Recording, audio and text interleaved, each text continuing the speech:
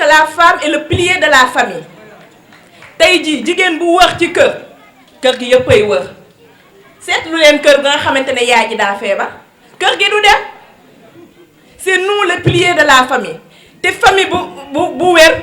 ça veut dire que ne la nation bi yëpp wér na te loolu mooy facteur de développement. Aujourd'hui on est dans un pays sous-développé te dañuy ñaan yàlla développé comme ñu suñu moroom yi développé te loolu pour ñu am ko ñun jigéen ñi ñoo war a taxaw. On a dit les Amazones fu ñu ko waxee ce sont des femmes leaders ce sont des femmes battantes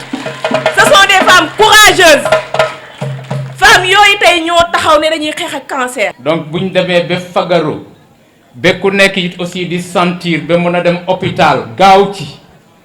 ba alors defal yaramam ba wër wala koo xamante ne au moins bàyyoon na xel ne alors moom lii xaw ma ko woon ba mën a fagaru ba loolu dootu ko jàppati ah loolu de vraiment jaratul ngeen di julli du imam mooy wax nag waaye xam naa ne li ngeen def moom yàlla bëgg na ko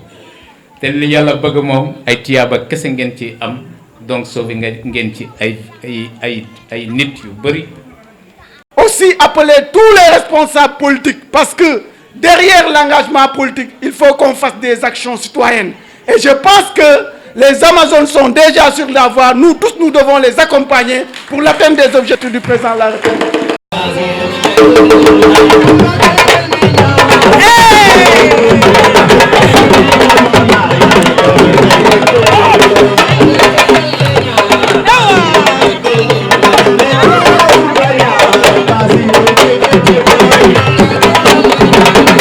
Préfet, Monsieur le représentant du maire, Monsieur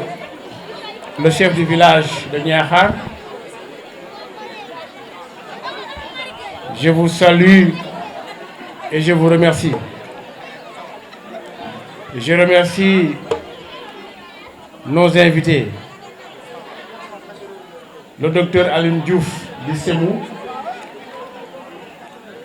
qui n'est pas non seulement mon ami, mais c'est mon jeune frère. Madame le docteur Selbe Diouf, représentante du médecin-chef de district, Madame Ndeye Nini, que nous félicitons pour le brillant exposé qu'il nous a fait aujourd'hui. Maxey simna nun fop góor fa réew maak fa xa caaj surtout réewe dafa am lu docteur wax léegi lu am solo docteur Selbe Diouf décidément c'est peut-être la soirée de Selbe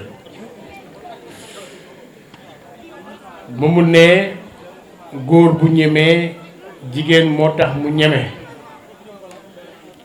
donc ñun bu ñu ñemee yéen jigéen ñi yéen a tax ñu ñeme yéen a ñuy gunge si lu ñuy def donc bu ñuy xalaat pour def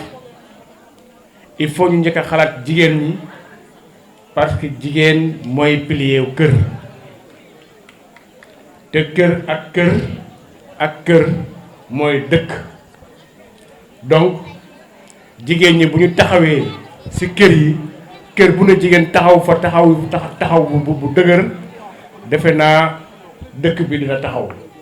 donc jigéen ñi mun leen fàtte di leen féliciter aussi ci mobilisation bi parce que xëy na mun leen woo ci leneen ngeen ñëw mais suñ leen wooyee ci lu mel nii ngeen ñëw dañ leen di féliciter parce que lii problème de santé publique la lu am solo la docteur Alioune Diouf wax na ko léegi ci initiative yi nga xam ne ñoom la président de la république teg ci dëkk bi pour doxal ko muy plan Sénégal émergent ñu nekk ci PAP 2 nga xam ne dafa am loo xam ne daf ko lancé te ci suba rek waxaat na ko ak ñun fële bi ñuy def panel ak CCR mooy le 535 5 initiatives 3 programmes 5 accès universels te 5 accès universel yi defe naa santé bokk na ci ak inclusion sociale ak yeneen donc dañuy rek continuer li nga xam ne moom lay def ñu wàccee ko ci suuf wax ko ak yéen mais def ko aussi ak yéen loolu moo ñu tax a jóg. Et en vos rangs, titres et qualités ñu ngi leen di nuyu yéen ñëpp kenn ku ci ne ci sa tur ak sa sant di leen wax ne dañu ñëw teewal suñu kilifa le sous-préfet de l'arrondissement de Niakhar bi nga xam ne dafa am empêchement toogaay bi yàgg na kon wax ji du gudd li ñuy def rek mooy li waral suñu teewaay mooy lii dafa nekk initiative de développement nag ku ci woo autorité administrative woo nga naar ci guuxum soow parce que je tiens à rappeler que notre premier rôle c'est d'impulser le développement de la circonscription qu'on dirige. De m'avoir vraiment donné la parole pour parler par rapport à ce sujet qui constitue vraiment actuellement une santé publique. Le cancer du col, le cancer du sein fait des ravages au niveau mondial, surtout particulièrement au niveau du Sénégal. Et en étant responsable de la santé de la reproduction, je juge nécessaire que cette activité a été d'une envergure très importante pour moi, car nous permet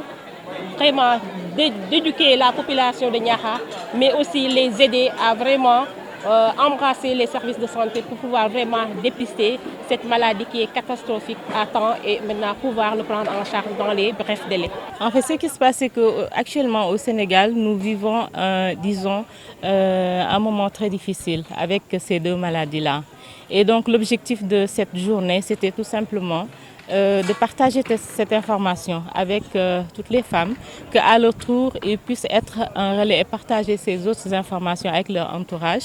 Et puis, c'est une façon de participer, en fait, de pouvoir freiner, l'évolution de cette maladie à notre manière.